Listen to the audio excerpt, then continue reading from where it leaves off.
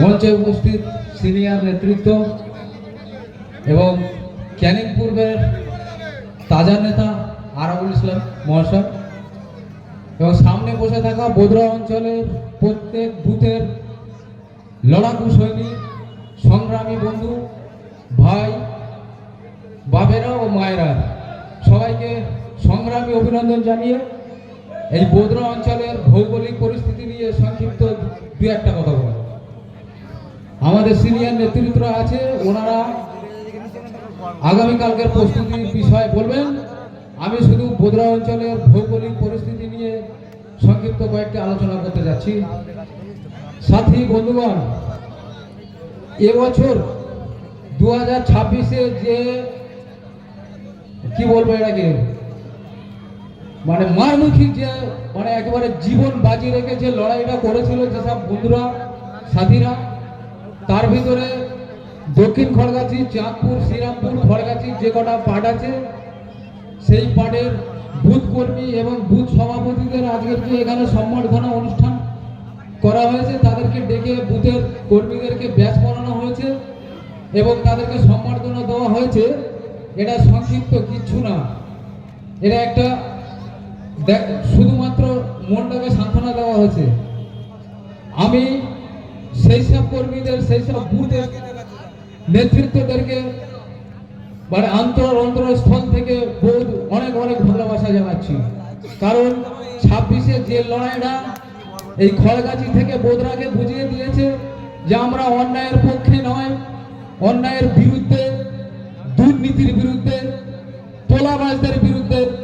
এই চাঁদপুর শিখিয়েছে আমাদের, এই বোদরা অঞ্চলকে শিখিয়েছে, চাঁদপুর শিখিয়েছে যে দুর্নীতির বিরুদ্ধে সবসময় মানুষ শীত দাঁড়া রেখে সোজা চলতে হয়। সেটা খড়গাছি থেকে শিক্ষা হয়েছে।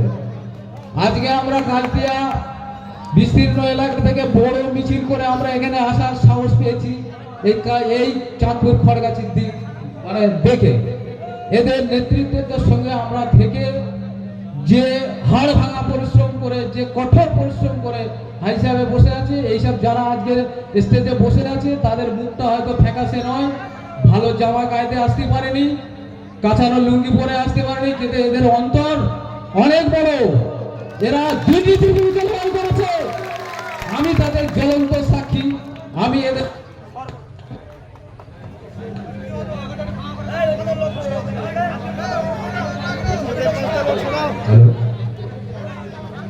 আমি সর্বদা সাথে ছিলাম, কাল ছিলাম, আজ আছি, কালও থাকবো। অন্যায়ের বিরুদ্ধে আমরা লড়াই জারি থাকবে তো, সর্বদা অন্যায়ের বিরুদ্ধে লড়াই জারি থাকবে। এবং আমাদের মানে পশ্চিমবাংলার নবযুব, আজকের যুবদের আইকন পীরজাদা নওশাদ সিদ্দিকী ভাইজানের নেতৃত্বে সংবিধান মেনে আইনের প্রতি মানে আস্থা ও ভরসা রেখে আমরা আগামী দিনে এগিয়ে যাব, অন্যায়ের বিরুদ্ধে লড়াই করেই যাব। ঠিক তো নাকি? এখন আমাদের সিনিয়র নেতৃত্বরা আছে, বেশি সময় নেব না, শুধু শেষ করতে চাই। শেষ কথা আমি আমাদের ভাইজান বলেছিল তাজা নেতা, তাই আমি তাজা নেতা বলেছি। মানে একেবারে আমার অনেক সিনিয়র, আমার মানে যদি কিছু মনে করে থাকেন ক্ষমা করবেন। আর এখানে যে রক্ত জমার মালাটা গলায় পরানো হয়েছে, এই কারণে বোদরা অঞ্চল বামপন্থীদের ঘাঁটি ছিল। আর আমাদের আরাবুল ইসলাম সাহেব জানেন যে বামপন্থীদের সঙ্গেও ওনার সাথে সে সময় আমরা করেছিলাম, কিন্তু আজকে উনি আমাদের সঙ্গে যে দুঃসময় এসে যে লড়াইটা দিয়েছে, যে বন্ধুত্বের পরিচয় দিয়েছে, ভাইয়ের পরিচয় দিয়েছে, নেতৃত্বের পরিচয় দিয়েছে, আমরা ধন্য এতে।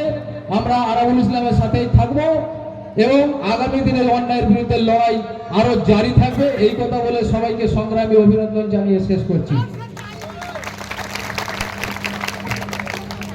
ধন্যবাদ রবুল ভাইকে। হয়তো লোকজন বেশি দেখেছে, ঘাবড়ে গেছে, খুব সুন্দর বক্তব্য দেয়। যদি ভুলভ্রান্তি করে থাকে ক্ষমার নজরে দেখবেন। এখন বক্তব্য দেবেন আমাদের অঞ্চলের দায়িত্ববান নেতা শাহরুল ভাই।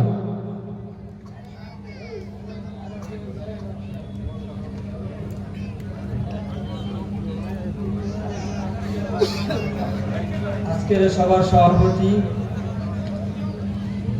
আমাদের শামসুল হাজি মহাশয় আছেন এবং আদারুল ইসলাম মহাশয় আছেন।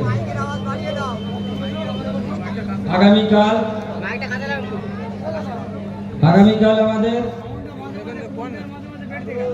পঞ্চায়েতে যাওয়ার জন্য প্রস্তুতি নেওয়া হয়েছে এবং সেই প্রস্তুতি আমরা প্রতিটা গ্রামবাসী বন্ধুর কাছে আমার অনুরোধ, প্রতিটা বাড়ি বাড়ি থেকে সবাই একত্রিত হয়ে কাঁধে কাঁধ মিলিয়ে পঞ্চায়েত গঠন করার জন্য এবং পঞ্চায়েতে যাওয়ার জন্য আমি সবাইকে আবেদন জানাই এবং সবাই একসঙ্গে কাঁধে কাঁধ মিলিয়ে আমরা পঞ্চায়েতের দিকে এগোবার জন্য সবাইকে অনুরোধ জানাই। এই করে আমার বক্তব্য শেষ করছি। ধন্যবাদ শাহরুখ ভাইকে। আমাদের আজকের যে সভাটা ডাকা হয়েছে তার মূল কারণ হচ্ছে কালকে আমাদের বদরা পঞ্চায়েতে আমরা পঞ্চায়েত দখল করতে যাব বা গঠন করতে যাব। আজকে যেটা দেখছেন এটা টেলার পিকচার, কালকে হবে এত লোক বার করব, বিজলি নামক যে দলটা আছে একে ধাক্কায় দিল্লি পার করে দেব, এটা আমাদের চ্যালেঞ্জ থাকবে। যে বেশি কথা বলবো না, এখন আমাদের অঞ্চল নেতৃত্ব বাবুসোনা ভাই তাকে কিছু